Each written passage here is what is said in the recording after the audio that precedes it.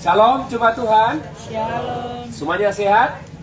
Puji Tuhan. Mari bersama-sama membaca firman Tuhan di dalam Kejadian pasal 18. Ayat yang pertama sampai dengan yang ke-15.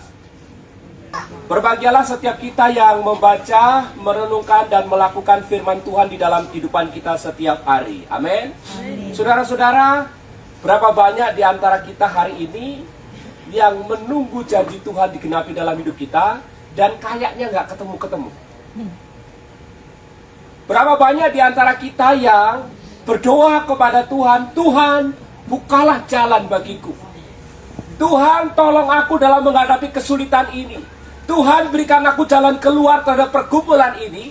Dan kita sudah berdoa mungkin 1 hari, 2 hari, 1 bulan, 2 bulan, 1 tahun, 2 tahun belum juga dijawab.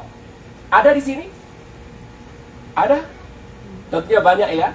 Saudara-saudara, banyak kita yang menunggu penggenapan janji Tuhan itu dan tidak jarang yang terjebak ke dalam keraguan-keraguan.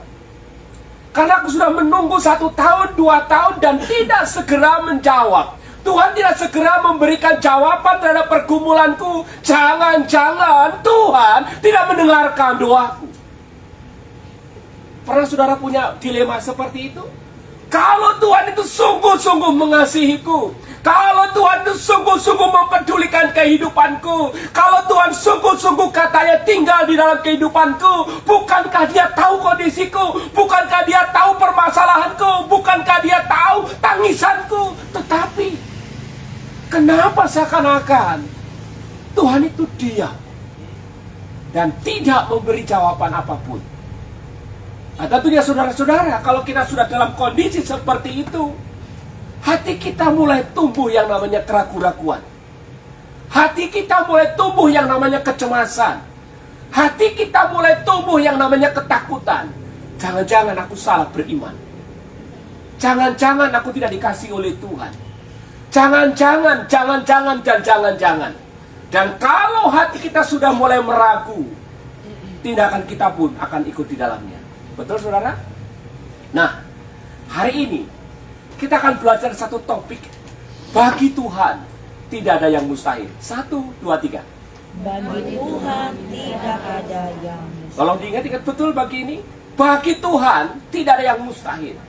Artinya apa? Tuhan tidak pernah lalai mengenapi janjinya. Cuman waktunya yang seringkali antara kita dengan Tuhan tidak klop. Nah, hari ini kita belajar dari Abraham. Saudara-saudara, kalau kita melihat di dalam Kejadian pasal yang ke-12, Tuhan itu berfirman kepada Abraham bahwa engkau akan punya keturunan. Keturunanmu itu seperti bintang di langit, seperti pasir di laut banyaknya dari istrimu yang namanya Sarah itu.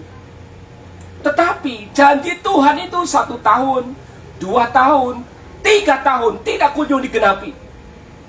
Dan kalau kita melihat selisih antara usia Ismail dengan Ishak, maka setidak-tidaknya Abraham perlu waktu 14 tahun untuk menunggu penggenapan janji Tuhan. Jadi kalau hari ini kita bergumul masih 2 tahun, masih nggak apa-apa. Abraham berapa tahun? 14 tahun. Ya kan? Kasih tahu kiri kanannya. Tahan gitu ya. Kasih tahu ya. Belum 14 tahun. Jadi kalau berapa lama bergumul? 2 tahun. Oh nggak apa-apa. Masih belum 14 tahun. Saudara-saudara, saya percaya kalau kita dalam kondisinya Abraham, harus nunggu kurun waktu yang begitu lama. Tentunya kita ada terpleset-terplesetnya, bukan? Begitu pula dengan Abraham. Abraham sampai punya namanya Ismail, itu juga karena terpleset dia pegang janji Tuhan itu. Nah saudara-saudara, ketika tiba waktunya Tuhan, Tuhan menampakkan diri kepada Abraham. Dari interaksi di ayat 1 dan ayat yang kedua, saudara-saudara, kita menemukan kebenaran bahwa Abraham ini peka sekali kepada kehadiran Tuhan. Abraham ini bisa langsung menangkap siapa yang datang menemui dia itu. Nah saudara-saudara, dari situ kita bisa belajar satu kebenaran dasar yang begitu penting. Ketika Tuhan mau menampakkan diri kepada kita, ketika Tuhan mau menyapa kita, Dia bisa menyapa kita, menampakkan diri kepada kita di mana saja, kapan saja, dan melalui apa saja. Perhatikan di ayat yang ke-1, saudara-saudara. Kita melihat di sana ayat yang ke-1. Kemudian Tuhan menampakkan diri kepada Abraham. Di mana, saudara? Dekat pohon terbantin di Mamre. Kondisinya Abraham apakah sedang ibadah? Tidak. Dia sedang ngapain? Iya, duduk. Waktunya pagi, siang, atau malam? Siang. Yang sedang bagaimana? Panas, terik. Perhatikan kebenaran firman Tuhan ini. Tuhan menyapa kita tidak hanya di gereja. Tuhan menyapa kita bukan hanya pada waktu kita sedang berdoa. Tuhan menyentuh hati kita bukan pada waktu kita mengatakan mulia, sembah Raja mulia. Lalu badan kita bulu kudunya berdiri, Tuhan menjamah saya. Dari teks yang kita baca di ayat yang ke-1 ini, kita diajarkan bahwa Tuhan bisa menampakkan diri kepada kita kapan saja, di mana saja, dan melalui apa saja. Oleh karena itu, saudara-saudara, dari Abraham ini kita belajar pentingnya memiliki respon yang tanggap kepada kehadiran Tuhan. Setiap kita perlu memiliki sikap hati yang peka kepada kehadiran Tuhan. Karena itulah nanti akan menjadi kunci mujizat daripada Tuhan. Mari kita kembali dalam konteks ini adalah saudara-saudara. Jadi ceritanya Tuhan itu sedang berjanji kepada Abraham yang sudah menunggu janji pengenapan yang bertahun-tahun itu. Dan ketika Tuhan mengulangi janjinya, disitulah kengerian terjadi. Kondisi Abraham, mari kita lihat. Apa yang dialami oleh Abraham ketika Tuhan mengulangi janjinya itu. Mari kita perhatikan di ayat yang ke-11. Adapun Abraham dan Sarah telah apa, saudara? Telah tua dan lanjut umurnya. Jadi kondisi pada waktu Tuhan berkata tahun depan engkau akan punya anak, kondisinya Abraham dan Sarah itu bukan dalam kondisi yang perkasa. Ya, bukan dalam kondisi yang masih strong. Tapi ketika Tuhan datang kepada Abraham dan Sarah, mereka sudah nenek-nenek. Abraham sudah kakek-kakek, umurnya berapa? 100 tahun. Sarah umurnya 90. Oke, itu gambaran pertama. Tapi saudara-saudara, kalau kita melihat bagian yang lain lagi, di dalam tadi sudah sembuh, kok sekarang kambuh lagi? Sebentar ya, saya minum dulu. Oke. Kalau kita melihat Ibrani pasal yang ke-11 ayat yang ke-12, kondisi Abraham digambarkan Abraham itu sudah mati pucuk. What the meaning mati pucuk? Sudah nggak berfungsi. Itu Abraham. Coba bayangi, Tuhan berjanji kepada Abraham, kepada orang yang sudah tidak berfungsi. Mustahil nggak? Mustahil. Sekarang kondisinya Sarah. Di dalam Kejadian pasal yang ke-11 ayat 30 disebutkan Sarah itu mandul. Lalu di ayat yang ke-11, mari kita baca tadi, ayat 11. Kondisinya Sarah bagaimana, saudara? Telah mati haid. Sarah telah mati haid. Jadi bukan hanya mandul, tetapi juga sudah mati haid. Jadi kemungkinan untuk mengeluarkan sel telur nggak ada lagi. Paham di sini kondisinya? Lalu di tengah-tengah kondisi yang tidak mungkin itu, di tengah-tengah kondisi yang impossible itu, Tuhan berkata, tahun depan kamu punya anak. Dari istrimu Sarah ini, kamu akan punya anak laki-laki. Kalau saudara posisinya saudara di Sarah atau dia dalam Abraham, mendengar janji seperti itu, dan Tuhan sudah 14 tahun yang lalu pun janji yang sama, Kira-kira saudara berkata apa? Hai Tuhan, meledek. Kalau bahasa sekarang, cius gitu ya. Itulah sebabnya di dalam Kejadian 17, ayat 17, Abraham ini pesimis dengan janji Tuhan itu. Dan di dalam ayat yang ke-12, saudara-saudara, ketika Sarah mendengar janji itu, Sarah tertawa. Kenapa tertawa? Karena dia merasa, ai Tuhan, gak mungkinlah itu terjadi. Mengapa demikian? Mengingat kondisi mereka berdua. Suamiku sudah mati pucuk, aku sudah mati haid. Mustahil aku bisa melahirkan anak. Tapi mari kita lihat ayat yang ke-14.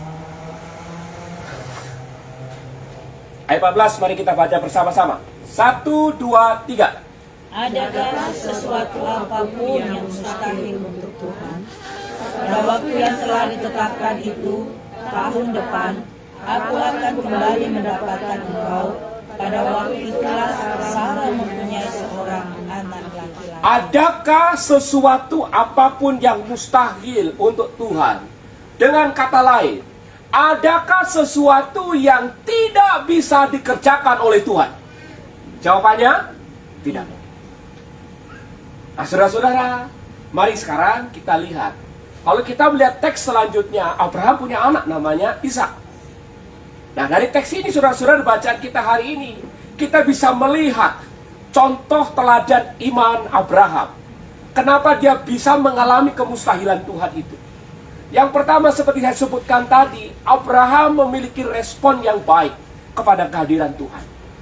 Abraham ketika menyadari ada Tuhan datang ke tempatnya, dia segera, perhatikan di ayat yang pertama, dia menengadahkan tangannya. Ya, ayat yang kedua, ketika ia mengangkat mukanya, ia melihat 3 orang berdiri di depannya. Sesudah dilihatnya mereka, apa yang dilakukan oleh Abraham? Ia berlari, terus? Berlari, menyongsong, terus? Sujud, menyembah. Ini kata kunci pertama yang perlu kita teladani supaya hidup kita mengalami mujizat Tuhan. Yaitu kita perlu responsif terhadap kehadiran Tuhan.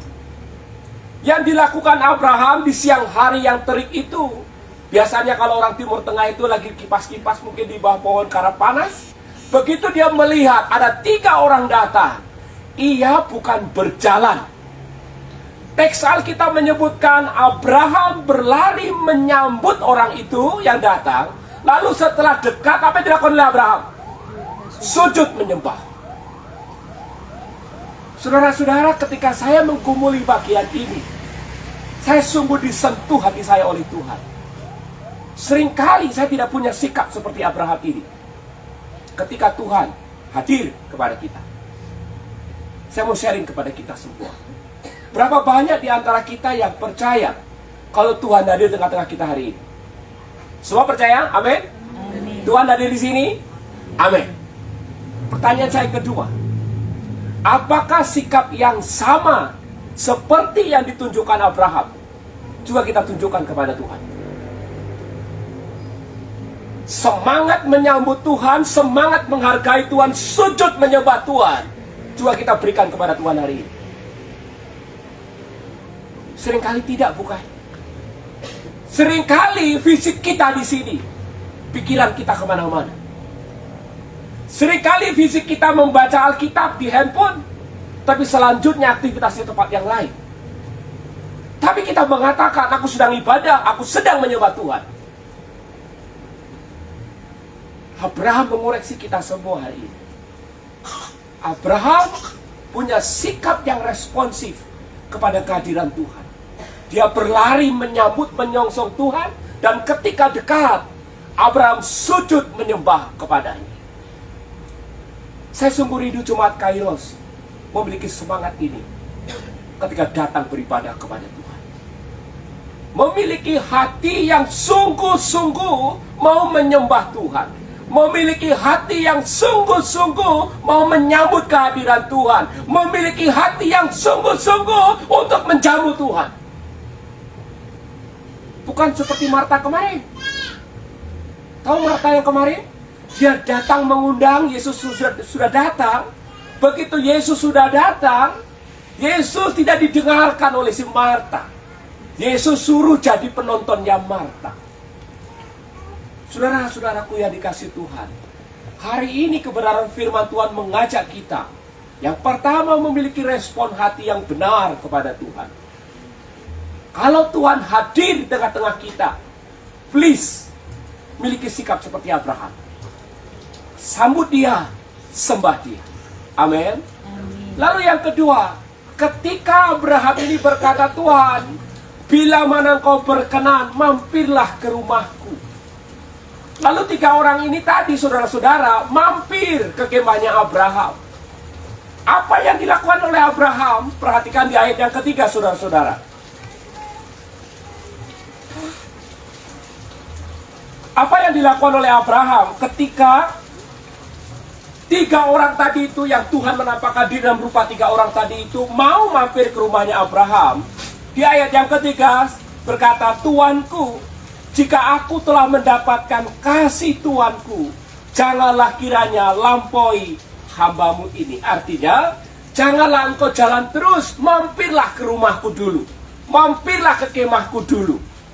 Masih ingat lagu? Na na na na na na na. Tahu lagu itu? Ya, salah satunya inspirasinya dari sini. Janganlah engkau lalui, jangan engkau lewati, mampirlah ke rumahku. Kenapa kau dia mampir? Ayat yang keempat. Biarlah diambil air sedikit, basuhlah kakimu dan duduklah beristirahat di bawah pohon ini. Biarlah ku ambil sepotong roti supaya tuan-tuan segar kembali. Kemudian boleh tuan-tuan meneruskan perjalanannya. Sebab tuan-tuan telah datang ke tempat hambamu ini. Jadi saudara-saudara, Abraham melihat 3 orang tadi yang datang itu sebagai berkat bagi hidup mereka. Sehingga ketika mereka mau datang, Abraham menunjukkan apa? Tuhan, aku mau menjamu kamu. Bukan supaya aku senang, tapi aku mau menjamu kalian supaya kalian punya kekuatan untuk melanjutkan perjalanan ke tempat yang kau tuju. Dan ayat yang ke-5 terakhir, ini menjelaskan tentang isi hati Abraham. Dari mana kita tahu? Dari jawaban orang tadi, yang 3 orang tadi itu. Mari kita baca bersama-sama. 1, 2, 3. Perbuatlah seperti yang kau katakan itu. Perbuatlah seperti yang engkau katakan itu. Dalam terjemahan bahasa Inggris, itu salah satu terjemahannya gini. Yes. Ada yes-nya dulu. Jadi setelah ditawarin, 3 orang itu menjawab yes. Lalu dilanjutkan. You may do as you want. Atau kamu dapat melakukan apa yang engkau telah katakan tadi. Nah, sekarang mari kita perdalam lagi. Pada waktu kata engkau dapat melakukan itu diterjemahkan dari kata Ibrani namanya can also. Apa itu artinya? Jadi begini. Setelah aku melihat dan merasakan ketulusan hatimu untuk menjamu kami, maka kami dengan sungguh-sungguh mempersilahkan kamu melakukan apa yang kau janjikan tadi.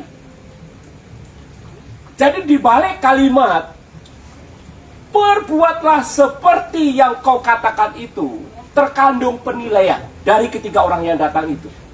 Karena mereka melihat ketulusan hati Abraham, karena mereka melihat kesungguhan hati Abraham, karena mereka melihat kerinduan Abraham yang begitu luar biasa, maka mata malaikat Tuhan dan Tuhan ini mempersilahkan Abraham melakukan apa yang dikatakan tadi.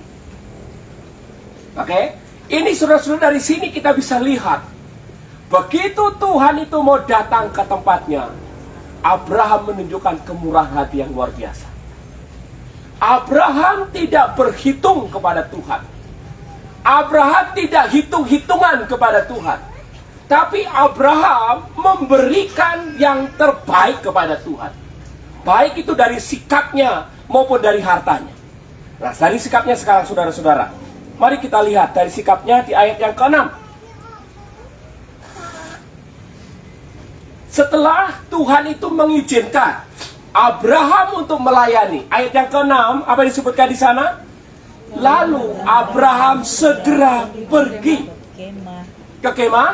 mendapatkan Sarah. Nah, pertama, kata segera pergi. Nanti di ayat ke-7 berlari. Ini kata segera pergi itu adalah suatu tindakan yang tergopoh-gopoh gitu, saudara-saudara. Tahu tergopoh-gopoh? Tergesa-gesa. Contoh, di sini ada yang punya anak ya, Bu Erna punya anak kan? Ya. Jadi misalnya, waktu anak kita susui, lalu tiba-tiba dia muntah. Oke? Muntah. Lalu di kamar itu ada papanya, lalu bilang, "Pak, tolong ambilkan lap, anakmu muntah." Oke, pertanyaan saya, kalau bapak-bapak di sini, anak tunggal bapak-bapak yang baru lahir itu muntah, dan muntahnya banyak sampai badannya itu basah. Lalu istri bapak-bapak itu ngomong, "Tolong ambilkan lap." Sementara bapak-bapak sedang main game. Pertanyaan saya, akan diambilkan lap atau tunggu dulu tak selesaikan main gameku? Oh Tuhan Yesus, ampunilah aku ini jadi gembala tidak benar.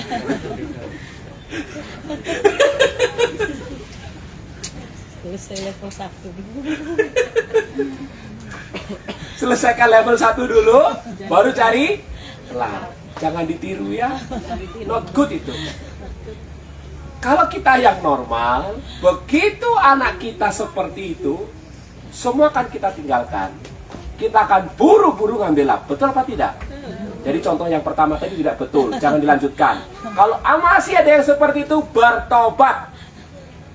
Oke, bisa kita lanjutkan besok kan? Anak kita kalau salah penanganan, selesai urusan kita nanti. Ya toh? Jadi begitu tahu anak kita muntah, kita akan segera mencarikan kain untuk mengelap dan segala macamnya. Itulah tindakan Abraham. Begitu Tuhan mengizinkan dia melayani, dia segera tergopoh-gopoh menemui Sarah. Lalu yang kedua, setelah bertemu dengan Sarah, dia nggak cukup di situ. Ayat ke-7 sekarang kita baca apa di sana? Lalu berlarilah Abraham kepada siapa? Jadi setelah bertemu dengan istrinya, Abraham di sini aktivitasnya dijelaskan secara detail. Abraham bukan hanya berjalan tergopoh-gopoh, tapi Abraham ngapain? Lari. Ingat, Abraham umur berapa tadi? Kakek-kakek ini. Bayangin, kakek-kakek lari untuk segera ke kandang memilih lembunya. Tujuannya untuk apa? Menjamu tamunya tadi. Kadang saya mikir, saudara-saudara, kita punya semangat kayak Abraham ini enggak? Waktu mau melayani Tuhan, waktu mau menyembah Tuhan, waktu mau ibadah kepada Tuhan, kita punya semangat kayak Abraham ini enggak? Bergegas-gegas. Atau jangan-jangan kalau bisa telat, kenapa harus on time? Sampai kita tuh di kelas equip, itu ada job. Pokoknya kalau undangannya jam 8, pengumumannya adalah jam 7. Karena apa? Ada spare molornya 1 jam. Saya bilang, di Kairos kalau setengah 8, ya setengah 8. Karena lewat itu kesempatan Tuhan habis. Pertanyaan, saya suka merenung dalam bagian ini. Si Abraham ini begitu mengatur waktunya sedemikian rupa. Semangatnya luar biasa untuk melayani Tuhan. Pertanyaan bagi kita saudara-saudara, apakah semangat yang sama kita punya? Yang ketiga saudara, dalam bagian ini, dia berlaku murah hati ini. Abraham ini tidak hitung-hitungan kepada Tuhan. Tadi sikapnya penuh dengan semangat, tapi ketika dia memberi, Abraham ini tidak hitung-hitungan kepada Tuhan. Perhatikan ayat yang keempat. Apa yang Abraham janjikan kepada Tuhan yang datang itu? Ayat yang keempat, ditawarkan apa?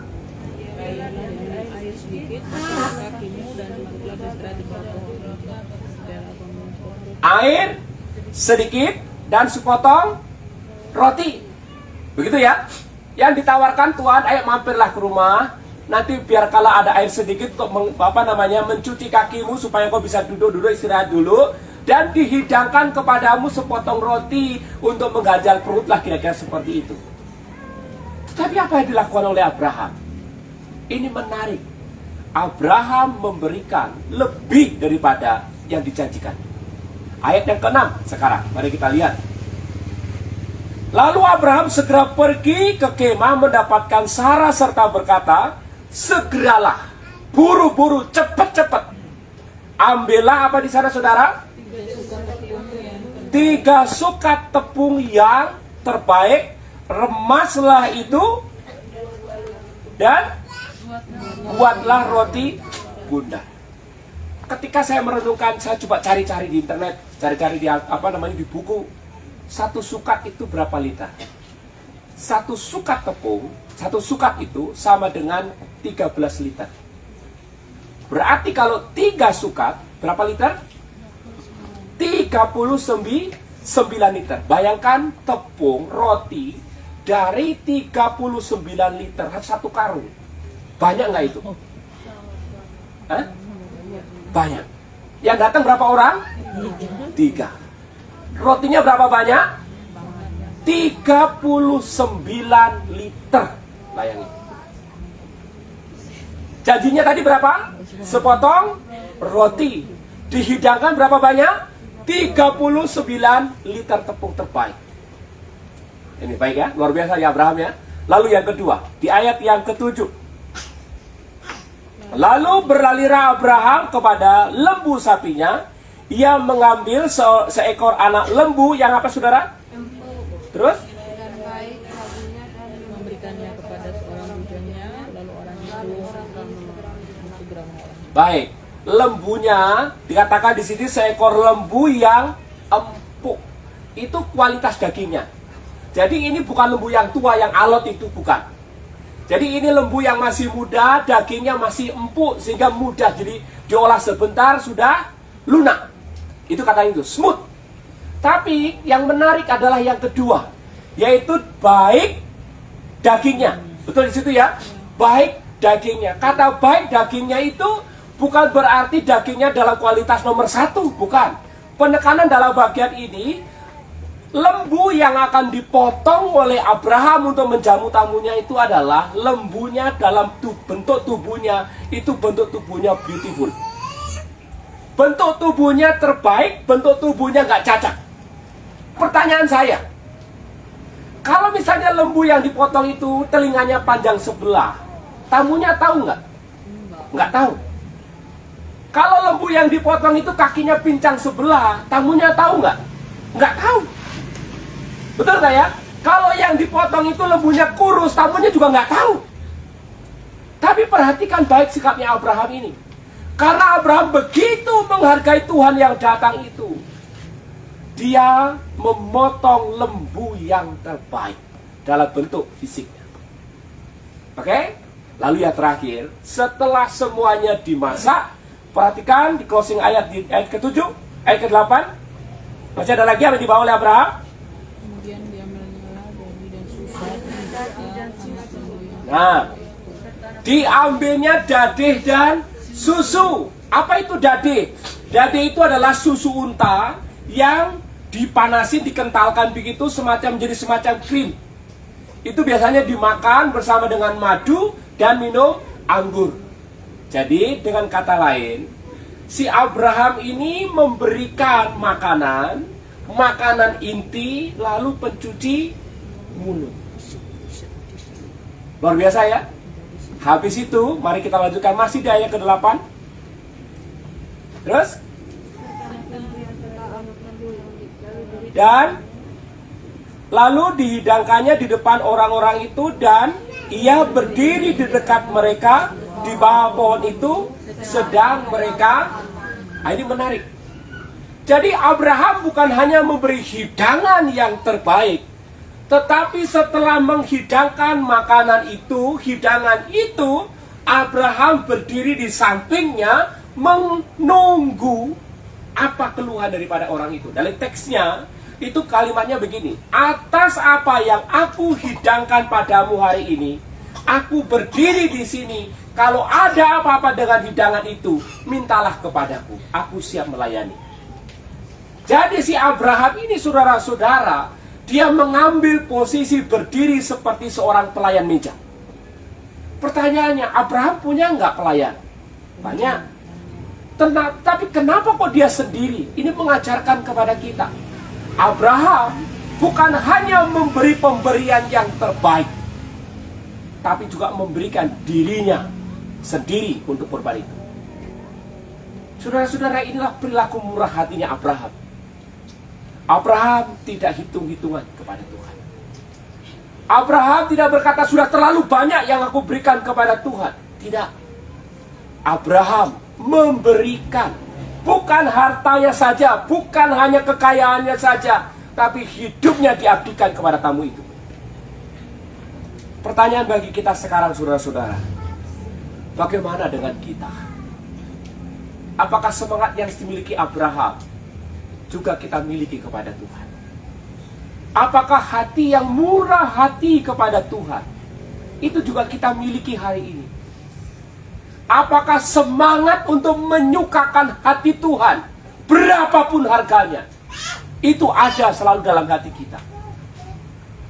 Apakah semangat tidak peduli apa yang harus aku korbankan, asalkan Tuhan senang, itu yang kulakukan? Saudara-saudara, kiranya ini menjadi pergumulan bagi kita semua. Amin. Semangat ini harus selalu ada. Tadi saudara-saudara di chapter Buana Kubu selesai ibadah, kita ada ngobrol-ngobrol gitu ya. Lalu ada yang sharing sulitnya pekerjaan. Dibilang gini, aduh sekarang sulit pekerjaannya ini, jam kita nggak menentu, begini gitu ya. Lalu ada teman kita tuh ngomong begini, enakan Pak Gem sekarang di rumah terus, katanya gitu ya. Enakan Pak Gem di rumah terus. Saya dengar itu terusik, saudara. Saya terusik. Lalu saya bilang, apa kamu bilang? Enakan saya di rumah terus. Saya justru gak enak. Lalu teman kita ngomong, iya betul, Pak Gembala ini capek walaupun tidak lari, katanya. Saudara tahu kenapa? Saya dulu kan kerja. Saya dulu punya posisi yang tinggi. Setiap bulan saya punya gaji tertentu. Saya nggak perlu khawatir apa yang saya minum dan pakai. Betul apa tidak? Lalu saya memutuskan, Tuhan, aku mau fokus melayani Tuhan. Karena jiwa-jiwa yang aku kirimkan sudah banyak. Nggak bisa lagi disambi. You know disambi? Nggak bisa lagi dipain dua kaki. Dan aku tidak mau, Tuhan, karena aku hamba Tuhan. Aku nggak mau memberikan sisa tenagaku untuk Tuhan dan tenaga terbaik untuk bekerja. Harus dibalik, yang terbaik untuk melayani Tuhan. Sisanya kalau ada saya cari uang. Akhirnya apa, saudara? Saya resign dari tempat pekerjaan. Dan yang terjadi apa? Nggak ada yang transfer saya setiap bulan sekarang. Betul apa tidak? Enak begitu. Itulah tadi teman saya bilang, Pak Gembala itu capek walaupun tidak lari. Karena hidup dengan iman. Dan hari ini saya mau menunjukkan kepada kita semua, Tuhan yang memelihara setiap orang yang mau taat kepada Tuhan. Amin. Jadi waktu saya ngomong begitu tadi, teman saya itu langsung, ayo Pak Gem, doakan saya Pak Gem, supaya saya supaya saya sukses. Nanti saya jadi donaturnya gereja.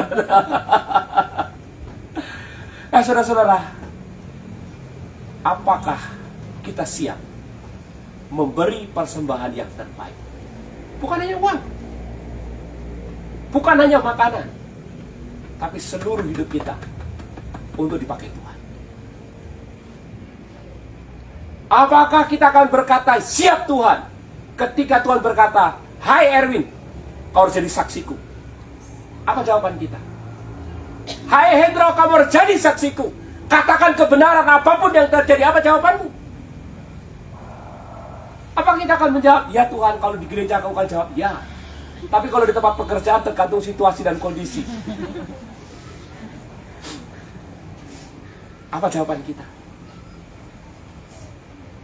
Saya kembali kesaksian saya.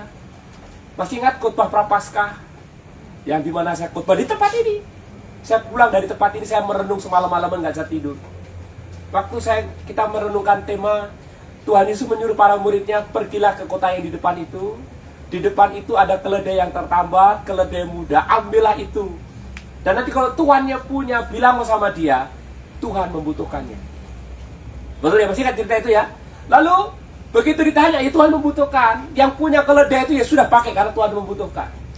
Lalu hari itu saya tanya, jika yang terbaik dari hidupmu dipakai Tuhan, diambil Tuhan, apakah kita bersedia? Pertanyaan-pertanyaan itu sampai di rumah menggema dalam hati saya. Dan ketika saya bergumul ke Tuhan, ya aku mau. Nah, pertanyaan yang sama, jika yang terbaik dalam hidupmu mau dipakai oleh Tuhan, apakah kita bersedia dan berkata, ini aku Tuhan? Yang terakhir dari Abraham, sehingga dalam hidupnya mengalami kemujizatan yang luar biasa, itu di ayat ke-1. Di ayat ke-1 itu berkata begini, kemudian Tuhan menampakkan diri kepada Abraham. Kata kemudian ini kata penting, karena menjelaskan peristiwa lanjutan dari peristiwa yang terjadi sebelumnya. Apa yang terjadi sebelumnya? Di Kejadian pasal yang ke-17, ayat 24 sampai dengan 27, Tuhan itu berfirman kepada Abraham supaya Abraham itu sunat. Abraham, anaknya ini namanya Ismail, dan seluruh orang yang ada di rumahnya termasuk pembantu-pembantunya itu harus sunat. Abraham umur berapa tadi saudara? Bayangkan, wis tuwek, sunat. Apa kata tetangga? Yang pertama ya, itu kan begitu kan, malu kan? Udah tua ini, udah bangkotan begini disuruh sunat. Yang kedua, kalau Abraham sunat, Ismail sunat, pembantu-pembantunya tadi, budak-budaknya semuanya sunat. Terus tiba-tiba musuh datang. Kalah nggak mereka? Kalah. Pas lagi semua kesakitan, lagi sunat, musuh datang rampok kekayaannya Abraham, apa yang terjadi? Habis sudah. Karena sunat zaman itu kan bukan seperti sekarang kan? Zaman sekarang pakai laser itu seret, selesai gitu. Kan zaman itu enggak. Kakek saya itu katanya dulu sunatnya itu pakai sembilu, you know sembilu? Bambu, kulit bambu itu diruncingin begitu, itu dah. Nah, coba bayangin. Secara logika, mungkin Abraham bisa komplain sama Tuhan. Tidak mungkin Tuhan. Kalau aku sunat, nanti tiba-tiba sementara kami semua sedang kesakitan, musuh datang, ngerampok kekayaanku, selesai sudah hidupku ini. Tapi tidak. Abraham dan seluruh keluarganya yang laki-laki sunat hari itu. Itulah yang saya katakan ketaatan segera. Dari ketaatan segera itulah Tuhan datang kepada Abraham dan berjanji, tahun depan kamu punya anak. Saudara-saudaraku yang dikasihi oleh Tuhan, mungkin penghalang terakhir kita di bagian ini, ketika kita mau melakukan sesuatu yang dikehendaki oleh Tuhan, pikiran kita, hitung-hitungan kita terlalu kuat, hitungan-hitungan kita terlalu jelimet, sehingga kita berkata, Tuhan, janganlah sekarang. Masih ingat peristiwa beberapa minggu yang lalu? Aku tak izin orang tuaku dulu. Kalau orang tuaku oke, aku ikut. Aku nguburkan orang tuaku dulu. Nanti kalau orang tuaku udah mati, baru aku ikut engkau. Terlalu banyak hitungan. Dari Abraham, kita belajar rasio harus ditaklukkan kepada iman. Pikiran, logika kita harus ditaklukkan kepada iman, supaya terjadi mujizat. Contoh, ketika terjadi kesulitan anggur di Kana. Biasa waktu itu kalau lagi pesta bisa 7 hari 7 malam. Lalu anggur itu harus tersedia. Dan ceritanya hari itu anggur itu sudah kehabisan. Lalu Maria ibu Yesus datang kepada Yesus, tolonglah ini sedang kehabisan anggur. Lalu Yesus berkata kepada para pelayan, isilah bejana-bejana ini penuh dengan air. Yang dimaksud bejana tadi apa saudara-saudara? Adalah tempat menyimpan air Air itu tujuannya untuk membasuh kaki para tamu. Coba kita logikakan sedikit. Yang dibutuhkan anggur, yang disuruh menuhin air. Nyambung apa tidak? Tidak. Tapi apa yang dilakukan oleh para pelayan? Para pelayan itu mengisi tempayan-tempayan tadi itu penuh dengan air. Lalu Yesus berkata, cedolah, bawalah kepada pemimpin pesta. Orang yang disuruh tadi nggak komplain, Tuhan, aku butuhnya anggur, bukan air putih. Orang tadi membawa air itu dan membawa kepada pemimpin pesta. Apa kata pemimpin pesta? Orang ini, keluarga ini hebat. Karena apa? Sampai sekarang masih menyediakan anggur yang terbaik. Ketaatan segera mendatangkan mujizat. Contoh yang kedua, Simon. Pada waktu Lukas pasal 5, pada waktu Yesus memanggil murid-muridnya. Simon, kapalnya Simon yang semalam-malaman kerja itu nggak dapat itu. Simon, bertolaklah ke tempat yang lebih dalam. Lalu Yesus mengajar orang banyak itu. Setelah Yesus mengajar orang banyak itu, lalu Yesus berkata, ayo Simon, bertolak ke tempat lebih dalam dan tebarkanlah jalamu. Simon berkata, Tuhan, semalam-malaman aku sudah kerja dan tidak dapat. Tapi karena Kau yang menyuruh, aku melakukan. Apa yang terjadi? Mendapatkan ikan yang begitu banyak sampai temannya dipanggil, kapal kedua datang sampai mau tenggelam, saking banyaknya. Kenapa bisa terjadi? Karena Simon taat dengan segera. Contoh yang terakhir, ketika Yesus bangkit dari antara orang mati, murid-murid termasuk Simon yang sama ini kembali bekerja cari ikan. Semalam-malaman bekerja nggak dapat. Lalu pagi menjelang siang itu, Yesus mendatangi mereka dan berkata, anak-anakku, adakah lauk pauk? Mereka jawabnya apa? Nggak ada, Tuhan. Lalu Yesus berkata apa? Tebarkanlah jalanmu ke sebelah kanan. Lalu mereka menangkap sejumlah besar ikan yang besar. Sebanyak berapa? 153. Kenapa mereka mendapatkan mujizat itu? Karena mereka taat dengan segera. Hari ini saudara-saudara, saya mengajak kita semua, bagi Tuhan tidak ada yang mustahil. Tapi Tuhan butuh kerja sama kita. Dari kita, mari kita responsif kepada Tuhan. Jangan hitung-hitungan, berlakulah murah hati kepada Tuhan.